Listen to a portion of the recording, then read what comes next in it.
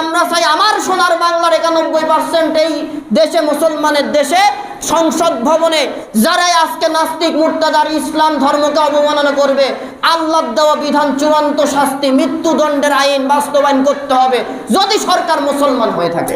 কাদিয়ানি সহ যারা আমাদের নবীকে শেষ নবী বলে মানে না তাদেরকে অমুসলিম ঘোষণা করতে হবে।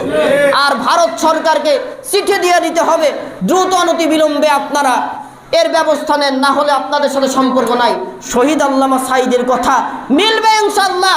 এই ভারত টুকরা টুকরা হবে, মুসলমানদের অধীনে ভারত আবার আসবে ইনশাআল্লাহ।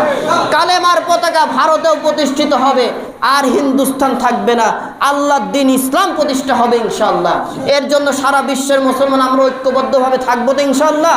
ভারতের এই প্রতিবাদে নামাজ শেষ করে মিছিল হবে, ঈমান যাদের থাকবে তারা অংশগ্রহণ করবেন, আর যারা বলবেন যে আমরা এর ভিতর নাই, ঈমানের